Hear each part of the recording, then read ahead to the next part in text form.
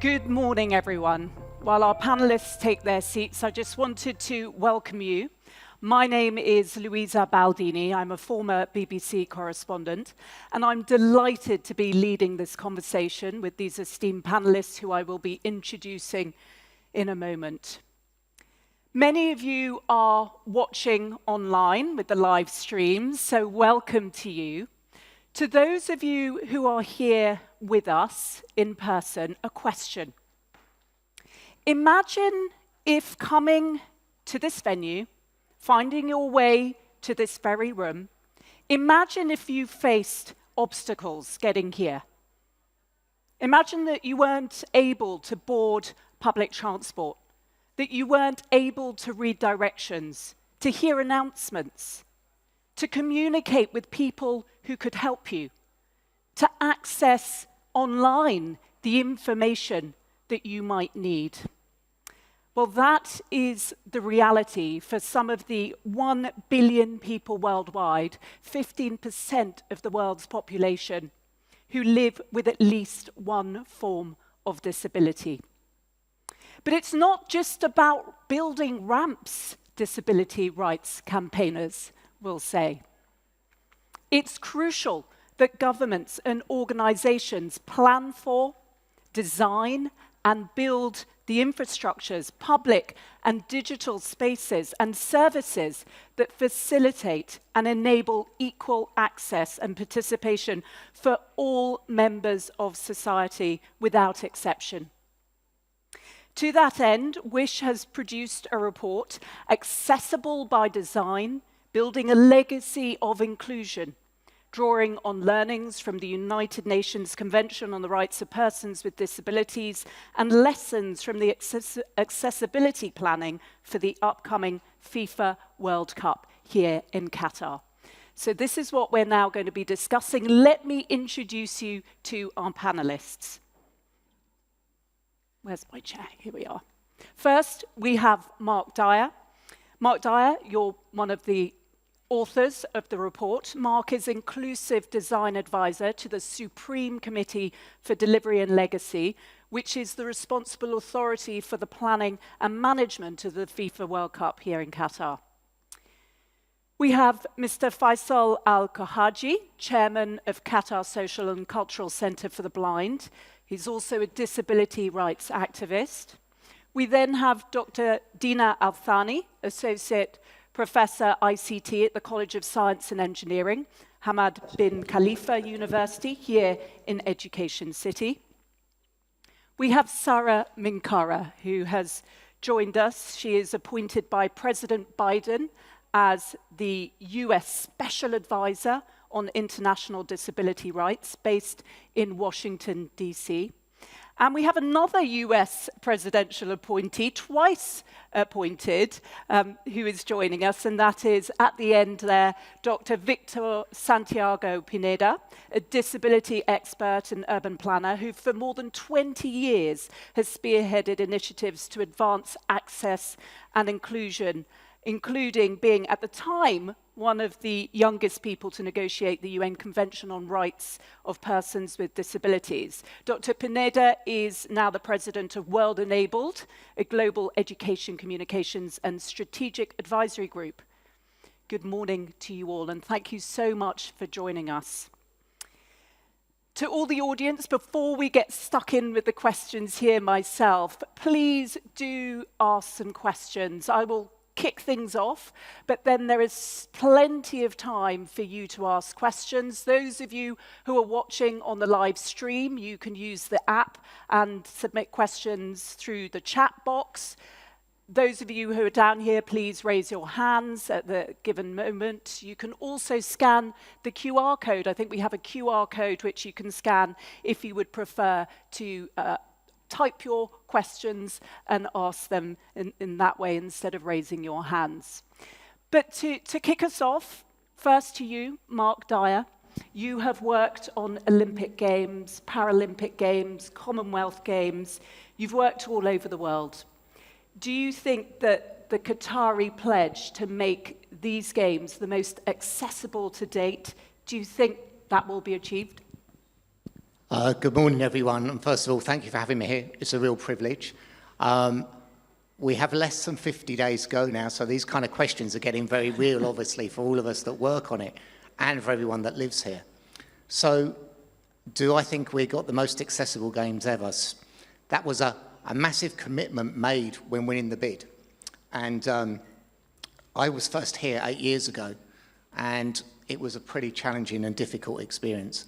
We are in such a different place, and it's a real positive journey that we've taken to get to that place.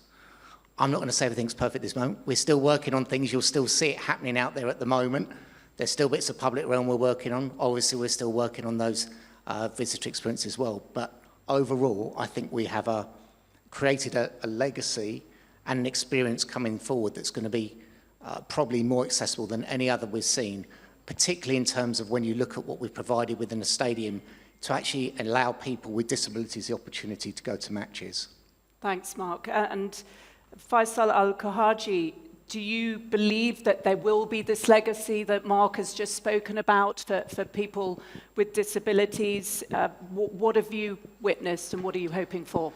I think from being in a different tournament all over the world, it would be one of the most accessible tournaments all over the world, especially about what Mark talked about. So if I'm going to talk about the legacy, I would maybe talk about 3 different types of things that will be sustainable, and it's not just only related to the FIFA World Cup itself. The first thing is the infrastructure and the construction itself.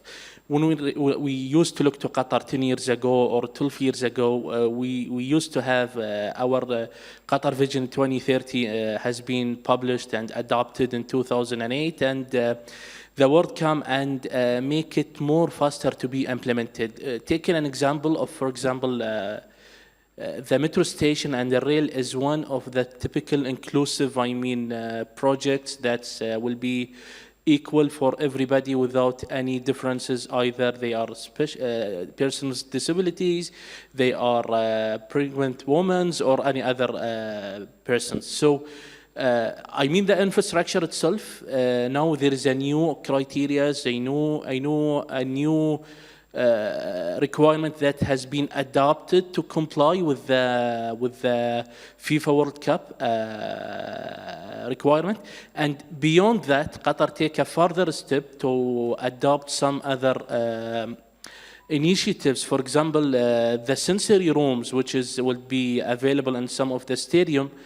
This is something is not required by a FIFA legally. So it's just an initiative of the state of Qatar to make the tournament or the World Cup accessible for all as much as they can. The second initiatives of legacy, or the second legacies that I've seen, it's the human resources. When we are looking to the human resources, there is lots of training has been provided, either through our center, which I'm chaired, the Blind Center, Cultural and Social Center, or other entities. We've seen lots of entities asking to us to provide trainings to improve their communication and to provide the best services for persons with disability. These trainings will stand and will continue after the World Cup, and although the trainees themselves will serve the customers, or the disability during the World Cup and after the World Cup. Lastly, but not last, talking about the policy and legislation. So I think if we want to make the life more accessible generally, not only within the state of Qatar, we need to have certain legislation and policies regulated what is the requirement. We've seen, for example, that there is a mandatory requirement has been implemented on some entities, such as the hotels and other entities, to have a trained person to deal with persons with disability, to provide certain requirements such as the braille printed menus and these things.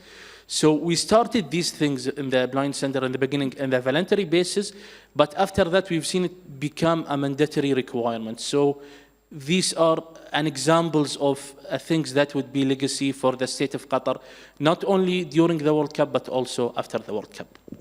Thank you very much, Faisal Al-Khawaji. And on that point of policy and legislation, Sara Mankara, in your role at the US as Department of State. What work has been done recently, nationally and internationally, to help protect the rights of people living with disabilities? We've been hearing about progress here in Qatar. What are you finding?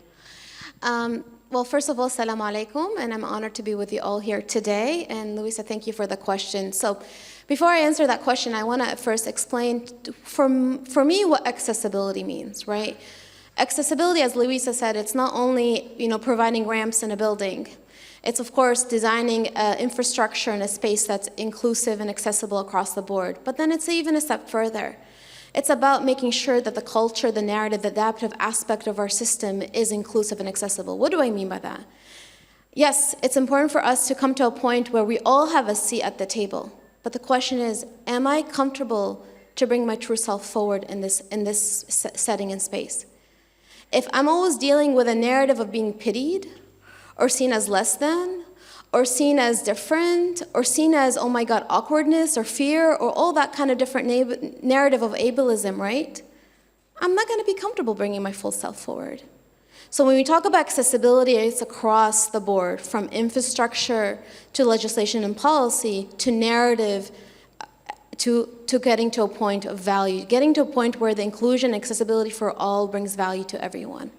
So the way we do that, of course, one, we focus a lot on fostering accountability and building capacity. We travel the world, we work with countries and governments, either supporting and adopting certain policies. For instance, in Lebanon, we helped them ratify the CRPD, to really creating enforcement provisions or building capacity implementation of certain policies that they already have through technical expertise. But in order for us to do that, we need to make sure we're hearing the voices of persons with disabilities. So that's why we really focus a lot on promoting disability-inclusive democracy, to make sure people with disabilities are part of the process across the board. But then let's take it a step further. When we test the issue of accessibility and inclusion of persons with disabilities is during moments of crisis. As was mentioned earlier in the opening plenary, COVID came along, and then it highlighted the gaps in the inclusion and marginalization of persons with disability. So how do we make sure people with disabilities are part of the pre-planning crisis process, are part of the solution and the rebuilding and the reconstruction, and we institutionalize that change, whether it's COVID, whether it's Ukraine, Afghanistan, and beyond. But lastly, which is the most important, is the narrative change. Who implements all of this? It's the people, it's society. And if society until now sees persons with disabilities as a lens from a lens of charity and not a lens of value, we are gonna keep on building systems, spaces, policies, and programs that are not including people with disabilities. We need to work with the media world and other sectors to really bring forward this narrative that when we're not including people with disabilities, we're losing out on their value. Thank you. Thank you very much.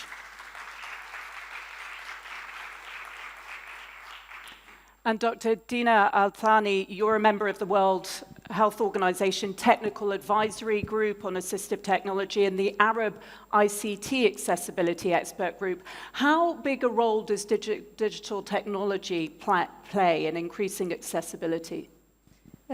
First of all, thank you for the very kind invite. I would like to thank Wish for putting me in such an amazing panel. Each has their own story and their legacy, basically. When it comes to technology, I would echo the members here on the panel. It is a holistic view. We cannot look at technology separately, first of all. Secondly, we know there are many policies, guidelines, whether on a global level or a national level or even on an institute level.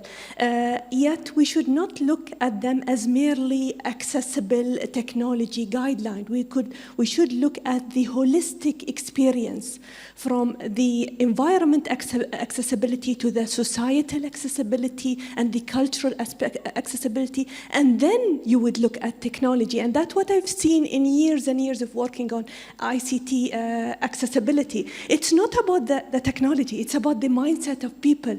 It's about co-creation, putting people, everyone around the table, designing the technology that they will be using. You cannot design a technology and then assume a child with autism, for example, will use it. No, they need to be part of the co-creation And that's a project that we are running currently that's supported by the Qatar National Research Fund, which is co-creation technologies with children with disabilities. With us on board, of course, the Shafallah Center and the Qatar Social Work and other institutes in Qatar that believe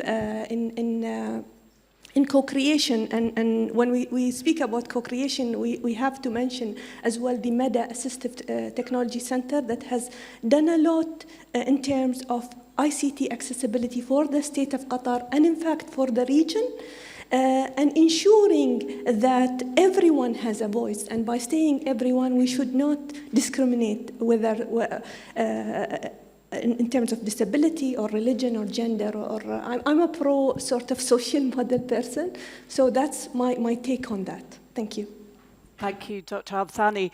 And Dr. Pineda and I had the luxury of an hour's conversation in front of an audience yesterday as part of the Education Speaker series. And I know that what we've heard here will all ring true for you.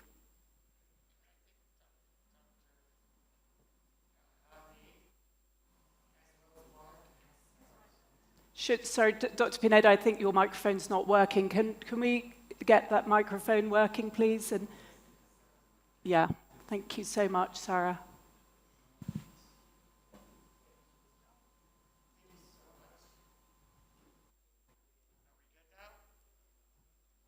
Stop.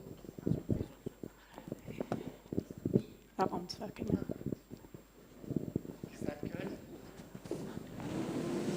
Well, that wakes you up. That'll wake you up. In case you were sleeping, we're having a pretty important conversation. I wanted to ask the audience, though, please raise your hand if you know somebody, a family member, or a colleague that lives with a disability. Okay, that's pretty much everybody in the room. So this isn't a conversation for some external group. This isn't a conversation for some other special category. This is a conversation about the human experience and the fabric that binds us together. I was born into a world that, like a lot of my colleagues on stage, wasn't designed for me. That means that when you move around, you feel like you don't belong. And I think when Sarah asked us, what is accessibility? I think it's a sense of belonging. It's a sense that I have a role to play, that society views me as worthy of a role, and I can step into that role as a contributor, as a participant, as a co-creator in the world that we want, in the world that we need. So I think this conversation about the legacy of the World Cup is not only about did we meet the technical standards, did we check the boxes? It's about did we create a new paradigm that we can sustain for future generations. Mark, would you like to add to that? Yeah, I would. Thank you. I mean, I think what's really important to note here is that up here we've all had our challenges socially and with physical challenges as well, moving around. And what you get when you have the opportunity by winning the World Cup or an Olympic Games, those are two occasions where everyone has to come together. And we all have the opportunity here, and the people with disabilities in Qatar get that opportunity to start having a voice that they maybe didn't have before. And I think that is the legacy piece that we need going forward, that this should be the beginning, the World Cup. This shouldn't be the end. We have a 2030 vision going forward. I'm sure there'll be people out there, probably in this room, are thinking, we'd love to do the Olympics somewhere in 2036 as well. This is an opportunity to really be heard and have that voice. And what we've tried to do over these last 10 years is start embedding that process, not just in terms of physical infrastructure, but in terms of the communication and the awareness. And I think the awareness, as someone who's been out here a while now, has changed a lot. I think if we'd have done this session even 5, 6 years ago, and me and Victor on a platform similar to this not that many years ago, the audience would have been a very specialist audience in some ways of their understanding and knowledge of disability. We've reached in a far wider audience, a far wider understanding, and a willingness to get involved. So the most important lessons you would say for other countries who can learn from what you've done here, just if you could recap on those? Yes, I think that the key thing is what's that process going to be going forward? And there are things we won't see till the end of the tournament as to how we've done things well and how we need to still keep learning some areas. But the lesson you do see from previous tournaments is that things can drop away very quickly. So a lot of people are seconded into roles. We all work together in a partnership towards one common goal, to that first match and towards the final. And then after that, what happens is that people go back to their day jobs and they forget about what they're doing. And we, as a disability population, if you like, need to ensure that we still retain that voice going forward. For Mark, you've built a ecosystem of experts, and you've touched so many lives in the technical delivery of the games. The real question is, how do we keep that ecosystem alive and continue to nurture it? So, one of the things that we worked on with my team is the Dubai World Expo, and that's the biggest, most inclusive and accessible World Expo to date. The question becomes, how does that knowledge, feed into supporting the Qatari initiative MADA on assistive technology? How does MADA feed into future events? How does the foreign relations between Qatar and the U.S. incorporate this dimension? How do we look at community centers that work on issues for local communities, create a network with community centers in other parts of the world? Like, how do municipal governments teach each other about their learnings?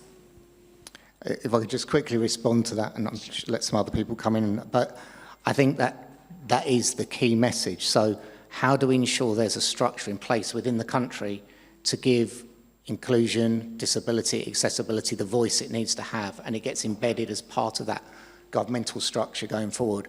Because we have made huge strides, and having worked a number of places, the strides in that period of time are bigger than anywhere else I've ever worked on, but there's still a long way to go.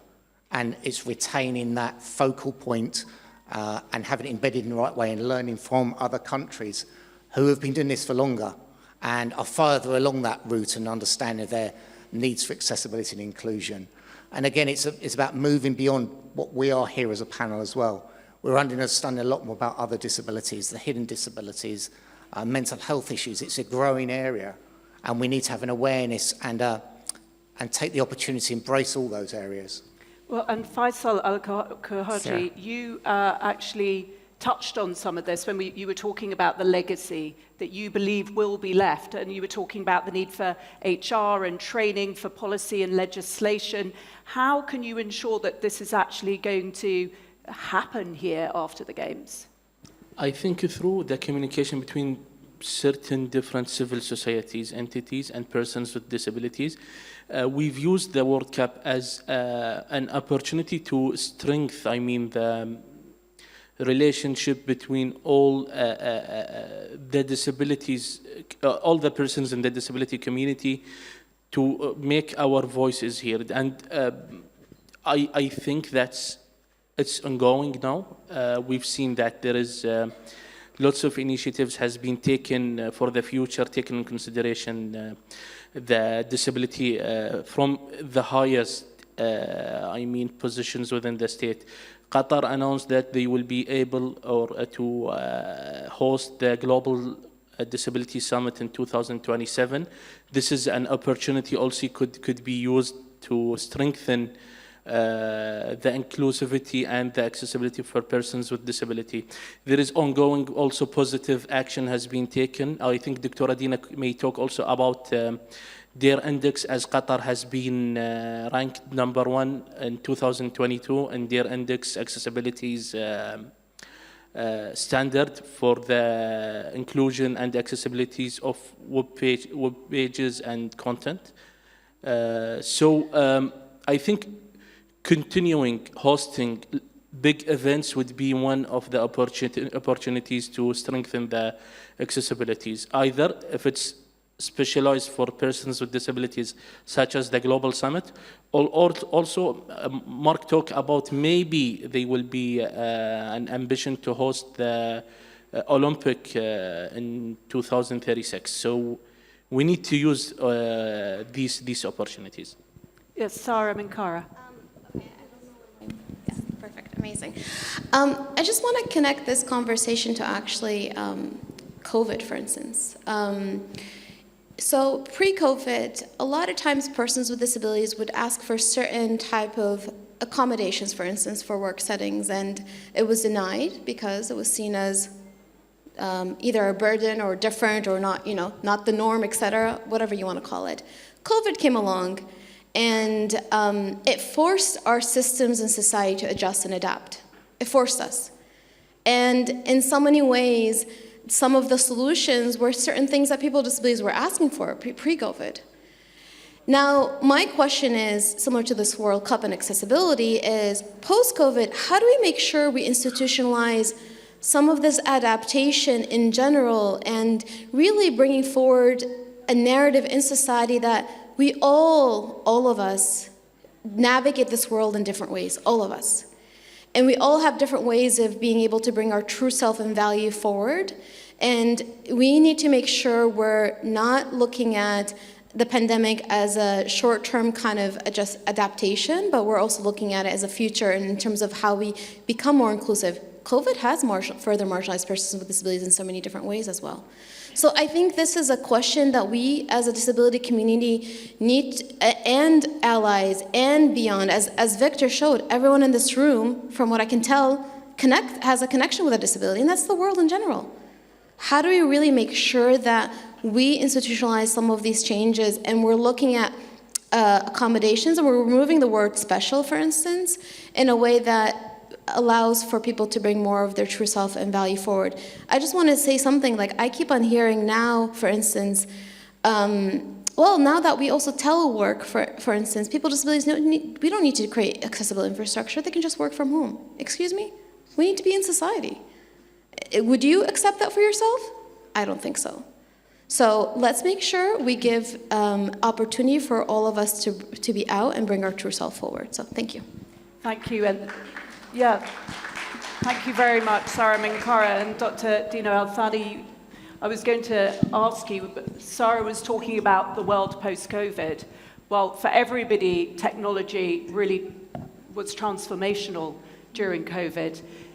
Did it help accessibility? I actually would like to answer your question, and also I would like to comment on Sarah's and also Dr. Faisal's comment. So basically, to change or to sustain what we have achieved as the state of Qatar from the World Cup, I think one aspect that really we need to work on is basically in increasing awareness. And we have important platforms to how to increase awareness, starting from the educational. Basically, I'm as an example. I've only learned about accessibility, and I'll be frank, and that was back in 2008, while doing my master's degree about ICT accessibility, and at that time the internet was there, the computing, but me as a student at that time, I have not knew about even screen readers.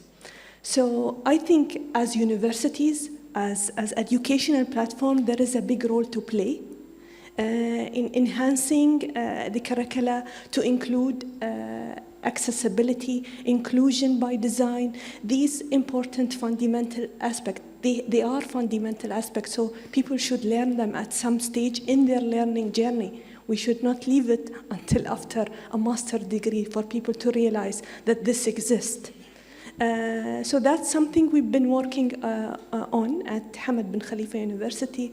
Last semester, we offered an ICT accessibility course in collaboration with Mada Assistive Technology Center, and we will keep offering it. I'm also now aware that other universities in the region are doing the same. For example, Kuwait University, we are collaborating with them to start this course next semester.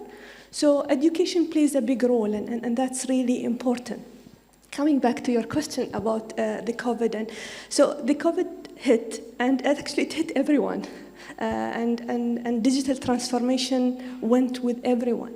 Yet, certain regions of the world, certain groups were affected most due to the lack of technology to offer the services in a way suitable for them.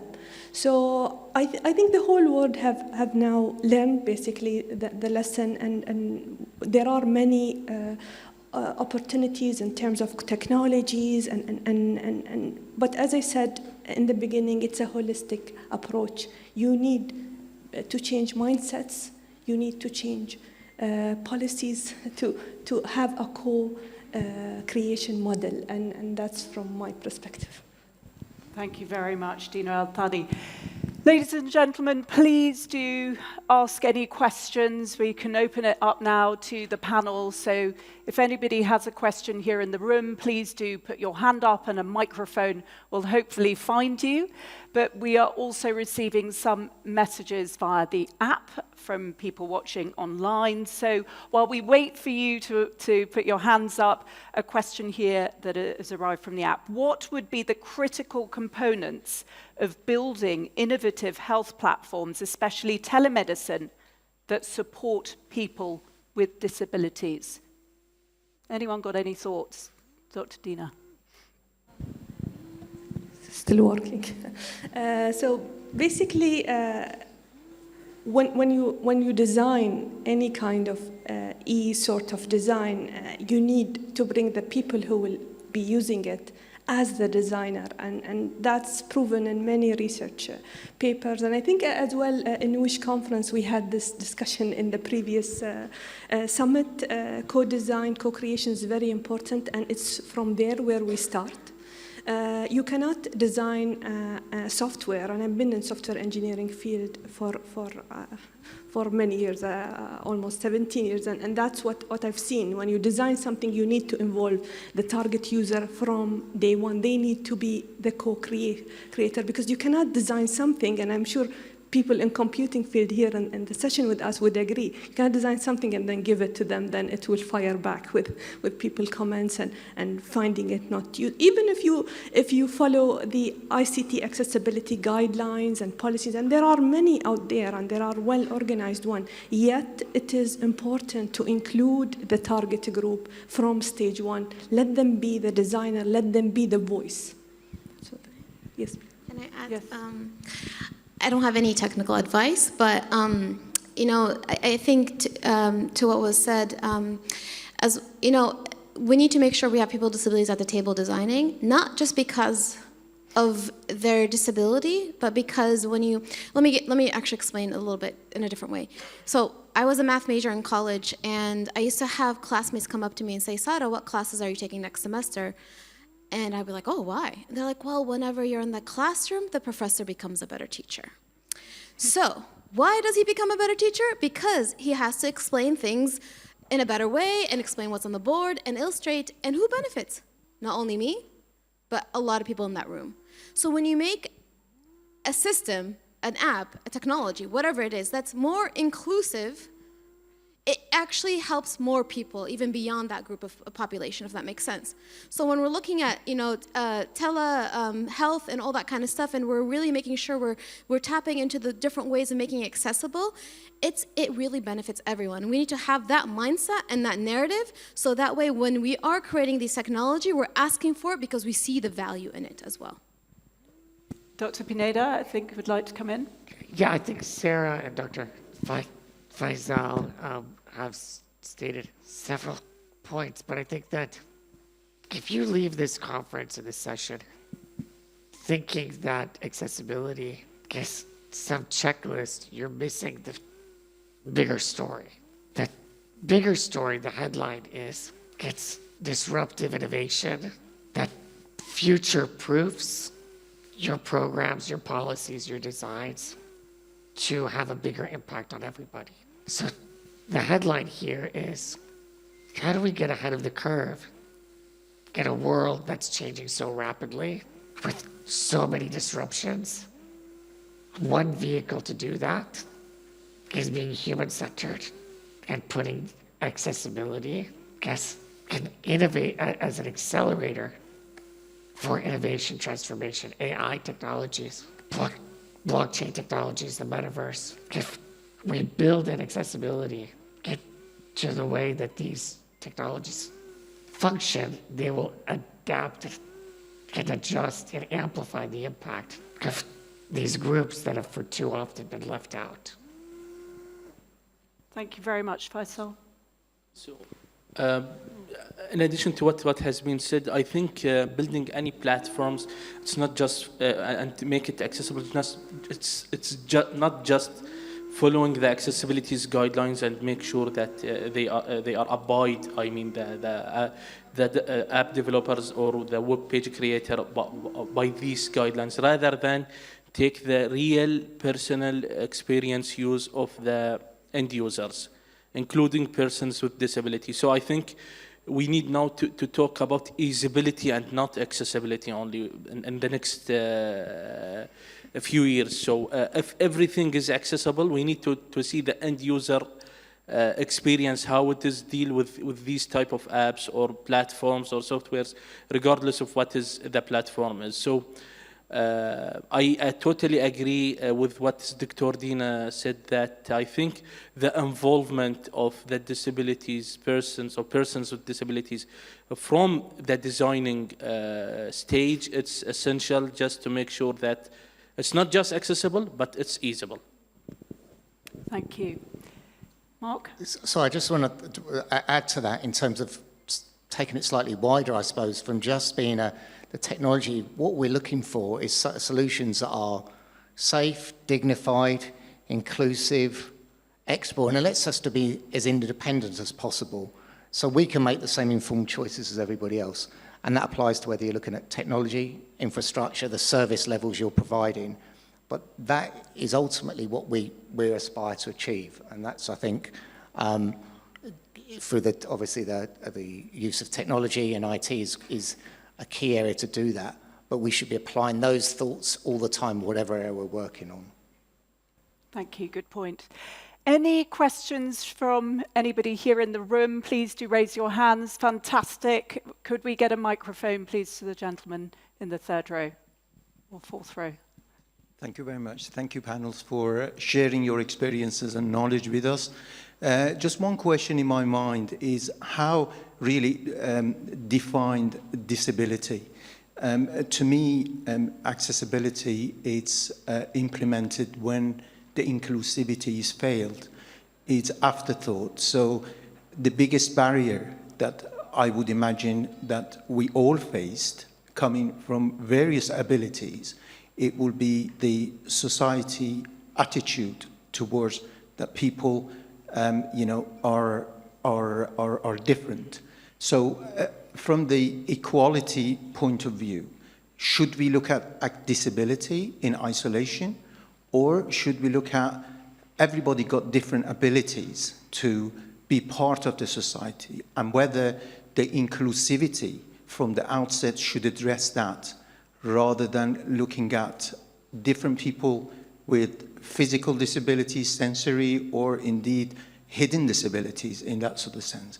So that is fundamental into really trying to describe how we need to move forward in terms of educating our architects or indeed policymakers and others to think inclusive rather than just thinking disability.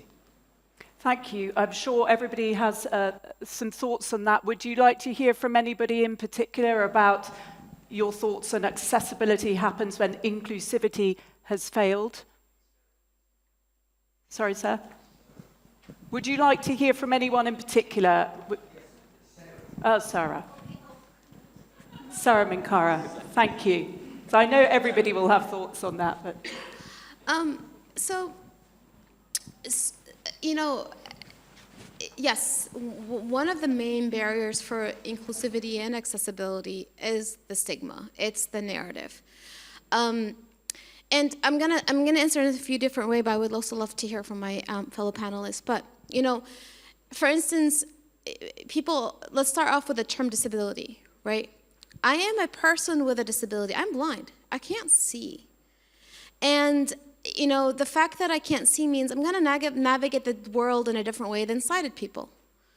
And what we need to do is we need to eliminate the stigma towards that disability and just really embrace that all of us are going to engage in this world in a different way. But we need to be able to say, hey, I'm blind. Like, you know, because I can also talk to you guys and say, hey, sighted people, you have special accommodations by needing light. I mean, that's ultimately the reality for me. But, you know, so ultimately, I think one aspect we need to actually really address stigma and narrative. And that goes beyond just visible disability, that also goes to invisible disabilities. I've had many people come up to me and say, Sara, I am not comfortable being able to share my invisible disabilities to my colleagues because I'm afraid of how they're going to see me and stigmatize. And instead, they won't share that part of who they are, and they might not even share that they're going to need a different way of navigating this world or certain accommodations. And that's actually preventing us from tapping into their full value. We need to create a space where everyone is able to bring, again, their true and authentic self forward. And this is why in my world, I always talk about authentic inclusion, authentic leadership when we're talking about also accessibility. This goes back to Dina's point of this is where we need to make sure people with disabilities across the board are at the table. This is where we also need to understand there's different types of disability. We're not one type of people. This is also where it comes to a point where we have multiple identities. So I'm a blind Muslim woman. I have a lot of different labels and identities, and that comes with a lot of different narratives as well. So there's the cross-sectional, intersectional identities and approach is really important. If inclusion and accessibility was a technical problem, we would have solved it by now. It's an adaptive issue. And it requires, again, this whole concept of how do we start understanding our own perceptions towards ourselves and one another when it comes to disability and inclusivity and accessibility. So I don't know if that answered your question, but there was a lot of there. Okay, I want to hear from others. Sarah, thank you, but just very quickly, because we've had a question through the app on that idea of changing the narrative, and it is directed at you. Oh. It's hard to have access to stories from within the community. So have you got any examples of approaches we can take other than networking and relationship building in amazing conferences like WISH? I think this is where we need to further engage the media world, the entertainment world. Let's take a step back. If you think about media and how they present disability, you have two extreme narratives. One is, oh my God, they're suffering, look at them, I feel bad for them, it's this sobbing story. Or this other narrative, as we call it, inspiration porn. Oh my God, they're amazing. Why? Because I'm living my life? Shouldn't that be the expectation? Shouldn't that be we are expecting people with disabilities to be out about going to school, having families, having jobs?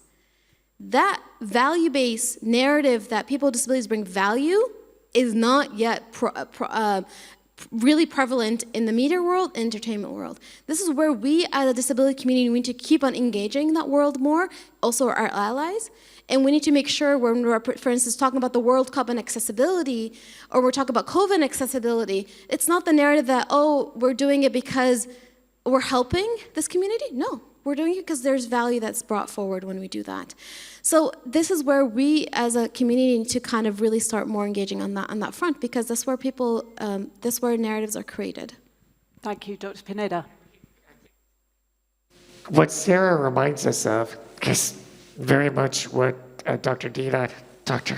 Faisal were saying earlier, which is partnerships. And those partnerships need to be rich, authentic, multi-sectoral. One of the partnerships that I'd like to share is a media platform called Doha Debates.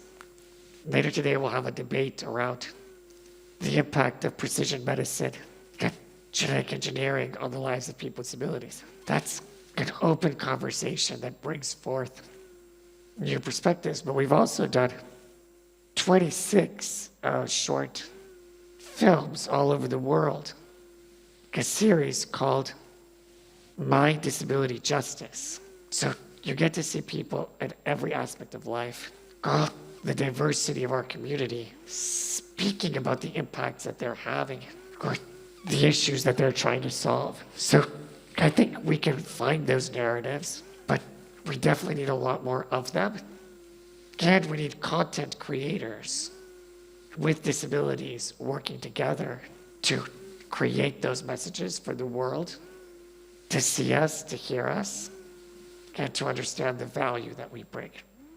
Thank you. If it's okay with the panel, we'll take another question from the audience. I did see another arm up earlier. Yes, okay, we have one here in the front. If we could get a microphone, please, to the gentleman in the front. Thank you. Thank you. Hi, my name is Rahul Dubey. I'm from Washington, D.C., and I feel very humbled and honored to be in front of such rock stars. Change is hard, we know that. Not every country and city is as influenced and actionable as Doha and Qatar. And not all of our leaders are servant rock star leaders, as this panel is. One of the things that I struggle with is that initial question. So my question here is, what can we ask our leaders, our organizations, our countries? What are one or two really starting off point questions to show the importance of us doing this work and actually driving outcomes? Do you have any suggestions and advice for me to really ask a very prompting question to get our leaders to act? Who are you partnering with? Do you have the right partners? Do you have authentic technical experts that have a lived experience with disability so that we can actually find those solutions and not reinvent the wheel? So, I think people on the stage are showing that there's a combination, not just about advocacy, but actually knowing how to get the job done. Okay, so reaching out to those partners is really important.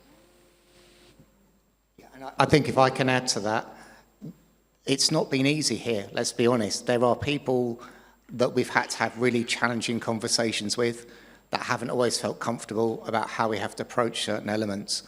And you need your leaders out there to accept that it may not always be perfect and there is a need for change. And the only way you can sometimes do that is by getting people around who have done the things previously, who have that level of knowledge, can help you on that journey. But it's really key that you've got your local community involved in that side of things. And we've tried to do that really hard here. And as I said, we talked a bit about it earlier, that is so important going forward, that the disability community here, the inclusion messages that we're trying to get across are still taken forward and still kept by the leadership in this country. And this, being here today helps that message stay, but there is that danger that we could fall back as well. So it's keep challenging that leadership, keep showing and demonstrating, and Victor mentioned, the videos and things like that that are out there. Use the expertise, use the knowledge that's around in other places as examples and demonstrations of where you want to be, and show that there's a value to having people with disabilities involved in this conversation. They bring so much to that conversation on a whole range of different levels, whether it's socially, financially, just as part of integration of society, and us all being equals within that. And Mark, touching on what you've just said, we've had a question come through on the app that says and asks, how do we encourage more dot joining between various work streams, organisations and communities that would enable us to amplify the work that is going on in so many places? And you were talking there about communities, for example. Yeah, and I think it's really important. I'll let other people, I'm sure, got things to add in a moment, but it's really key that we see the value that people are bringing to this conversation with disabilities. We have seen big steps in this country of, when I was first here, there were very few people with disabilities I've seen out about even. I was, as an independent wheelchair user, I was very much an exception. People weren't really seeing that very often. We are seeing that now. We have people in the workplace with more disabilities, but it's really important that journey continues. We've made big strides, but it needs to keep happening over here. And every country's on a different point in that journey. But we learn more and more about inclusion all the time. It gets a broader subject. We all have issues, and we all need to ensure that we can be part of that journey forward. Sarah Mankara. Just a little bit on the previous question. One thing that I wanted to make a note is that from a government perspective, how do we create shared responsibility? And what I mean by that, a lot of times, in my work, I travel the world and meet with a lot of different government entities, and usually a lot of times disability policy is housed within one ministry, like the Ministry of Social Affairs. No, disability policy and inclusion should be part of every single ministry, whether it's a Ministry of Finance, Ministry of Interior, Ministry of Transportation, Ministry of Labor, et cetera, et cetera, et cetera. And I think that's really important for us to really create this aspect of shared responsibility that everyone has a piece. Every single one of us in this room and beyond and everywhere has a piece when it comes to disability inclusion. And the fact that, for instance, President Obama established this role on Special Advisor on International Disability Rights showcased that disability policy is also important to our foreign policy. And something that we are doing is that how do we get all of our foreign policy to be including disability policy? So that shared responsibility that we all have a piece in this is really important. Sarah Mankara, thank you very much indeed. Could we take a question from the audience, please? We have a lady here in the third row. Good morning. My name is Jasmine Alha from Corporate Communications at Hamad Medical Corporation. I'm very privileged actually to work with excellent teams in mental health and healthy aging here in Qatar. What I'd like to find out is, mental health was obviously mentioned before. What about older people, older adults? Whilst you do have some individuals who can still run marathons, thankfully, in the 70s and 80s, but there are a large portion of individuals who are often marginalised as well because of mobility issues and other challenges. And I'd be interested, certainly also from Ms. Althani, are we talking more to older generations, and what can we do to help? Thank you. Thank you for your question. Actually, I don't know if you know, we had a project funded by the Qatar National Research Fund and the DFI, the Doha International Family Institute, on basically addressing the digital gap for Arab and Qataris living in the state of Qatar, older person basically, and their caregivers. So we had a one-year-long project where we actually met with the elderly and their caregiver with the support of Ihsan Center. Actually, HMC Dr. Hanadi Al-Hamad was with us on several, we created an advisory board basically, and the idea was to discuss the digital gap. Are they using technology as they are supposed to use it? Because when the COVID hit, this was the most vulnerable population due to the COVID, plus due to the technologies not reaching them in the way it's supposed to reach them. So we initiated this project. We have hopes to work further. And I can share with you, maybe if you share with me your contact, I can share with you the results of we had a wonderful workshop with different entities in Qatar that has, basically HMC was involved as well.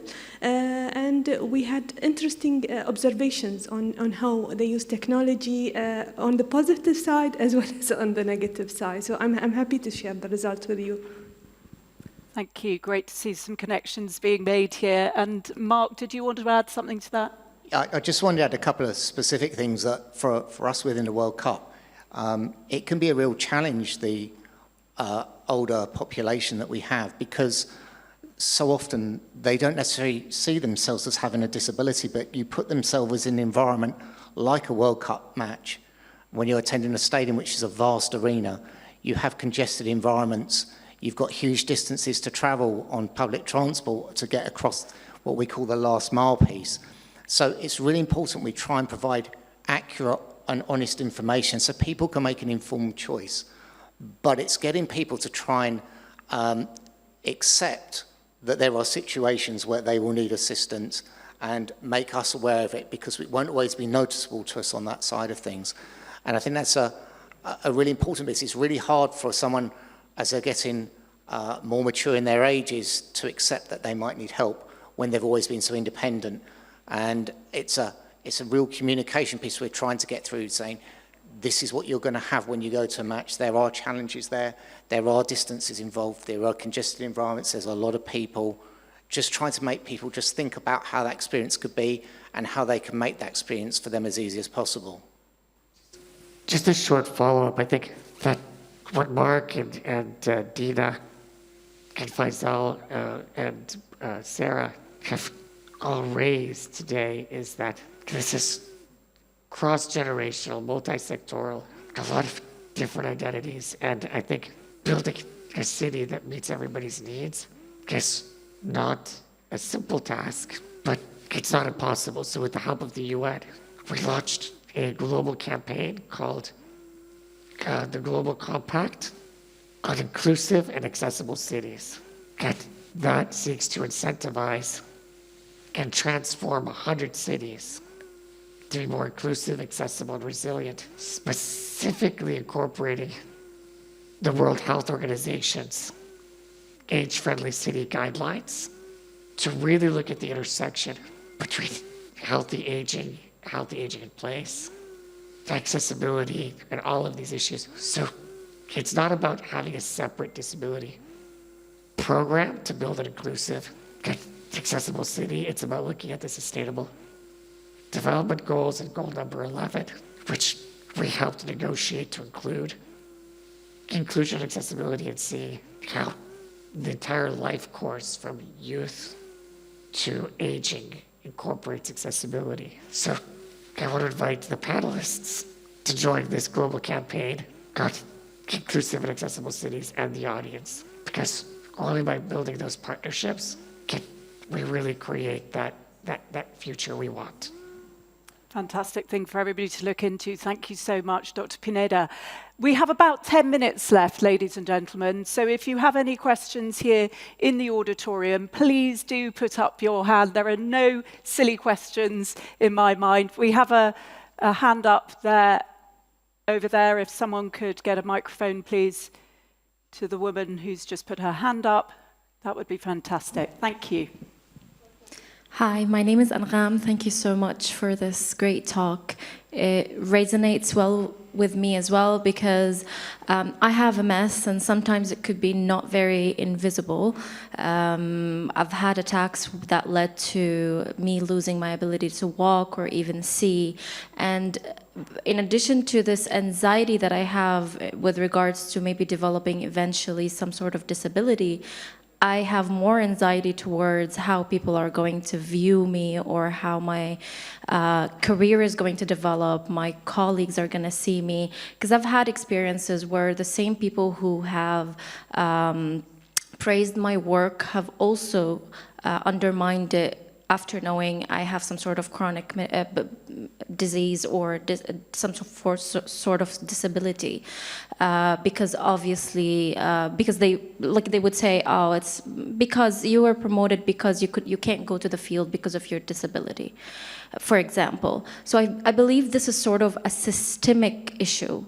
Not like a policy-based issue, because you can have the policy but still not apply it. So how can we ensure that those policies are applied and not make people with disabilities or people who may progress in the future to a disability to feel like they are a liability to the community, a liability to their work and institution, and not a value, not just as a person who just needs certain different conditions in order to function as closely as normal to people who may not need these conditions? Thank you so much for that question. Really important question that will resonate with a lot of people listening and watching today. Who would you like to direct that to? Because I'm sure everybody has some thoughts on that. Anyone in particular? I think everyone would be great. It's fine.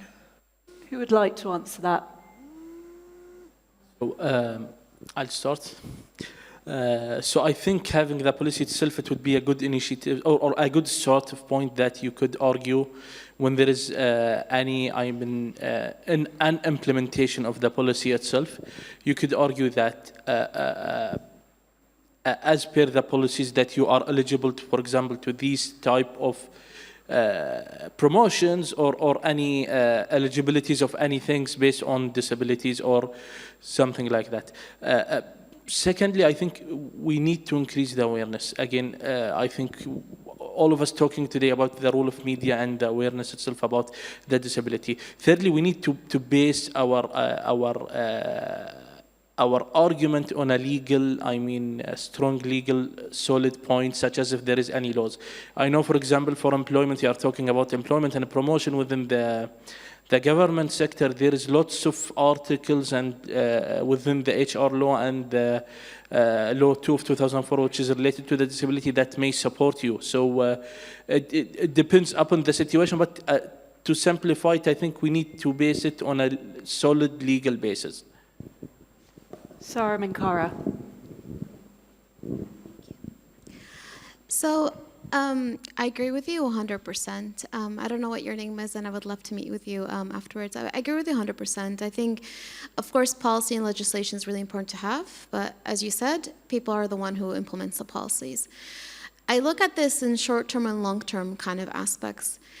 For instance, my sister and I both became blind age 7, and one of the reasons why I am here, or the main reason why I'm here, is because I had parents who did not allow society's expectations or lack thereof when it came to disability ever enter the home.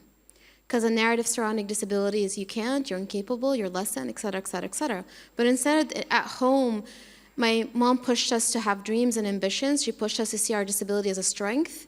She pushed us to embrace who we are, and she never allowed me to say the words, I can't do this because I can't see. So the reason why I'm bringing this up is because, my grad school professor told me, Sara, you know what, you're gonna enter in many rooms, and if people don't know who you are, you're always gonna be dealing with narratives as a blind Muslim woman. That's the reality. The question is, how do you listen to within instead of the external aspect? How do you really make sure that you're on that journey? It's not easy. It's not a switch of a button. And I have moments where I'm doubting myself. I have moments where it gets to me how people sometimes talk to me. In my own private life, sometimes when I'm traveling the world and people don't know who I am, people don't even think I graduated from high school. And this is where it's important for us. This is where when we talk about disability, narrative, and inclusion, it's an ecosystem of an approach. This is where we need to support families and parents to be able to empower their kids, teachers, community members, employers. This is where, again, I go back to the engaging with media and social media and the entertainment world. It's an ecosystem of an approach. But when it comes to short term, I always say, on a daily basis, sometimes reflect on, are we embracing who we are because of, through a beautiful lens and seeing the value? Are we allowing society's perception to impact how we see ourselves? It is okay if you are. We're humans. I've had it many times, but it's nice to have people around you sometimes, whether it's friends, allies, colleagues, family members, who actually help kind of say, I see you, I hear you, and you're of value to this world. Hearing that makes a huge difference. And we can also do that to our own people as well. Thanks. Sarah Minkara, thank you very much. We've just got 3 or 4 minutes left. I just wanted to read you this question that has come through the app, because this is a really interesting one. What are ways in which we can avoid misconceptions in language that can come across as being ableist? For example, the Arabic language doesn't have a clear-cut terminology that is ability-friendly. Can changes in terminology reflect a different logic of the understanding of disability as a phenomenon? Very interesting question there about language. Faisal Al-Kahaji, would you like to tackle that one? If we're going to talk about the disability as what is the disability, regardless of the language, there is a clear explanation, and it's almost close to a definition in the CRPD, Convention of Rights of Persons with Disabilities. So it's not related to the terminologies itself. Although that there is lots, even not within the Arabic region, but also in some other region, some, hot discussion about the terminologies that we use. For us, we've looked to it from a legal perspective, from the definition that has been mentioned in the CRPD. the type of disability has been mentioned, and also with the communication or the collaboration with the environment itself. So I don't think that we need to focus more on the terminology rather than the facts itself. Okay, thank you very much indeed. Follow up. Yes. When we negotiated the UN Convention between 2002 and 2007, we stated that disability was an evolving concept that was relative to each individual location. So language evolves and changes, and it's up to us collectively to create a value-based approach, like Sarah was saying, instead of a deficit-based approach. Thank you. Thank you. Yes, briefly as we're coming to the end. Brief comment. We've had this issue with when we write research papers in the realm of disability. So, is it person first? Is it do you define the disability first or the person first? And this has always, and I would like to echo that it's usually it depends on the environment and the ecosystem where you're writing for the journal paper. So it's still a very debatable topic in many areas of the world. Yet we need to follow the where we are actually presenting, or that's from an academic research perspective. Thank you very much. Just one final question before we wrap up. Thank you. I have a question. I have something to say. Thank you.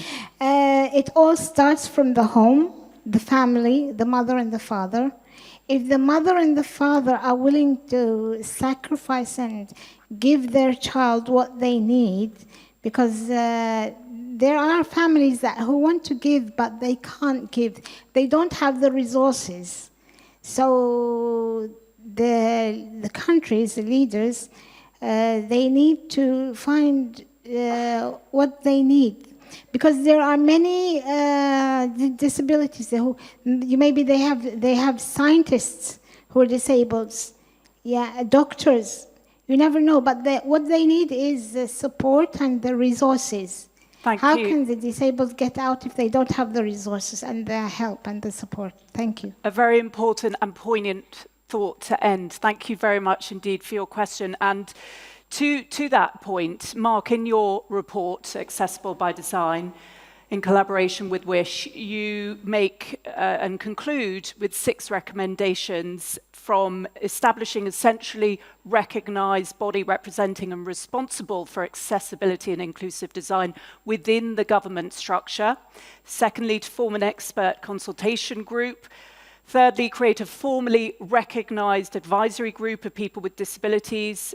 Clearly define and embed formalized accessibility targets into national strategies, as is the case of Qatar 2030 vision.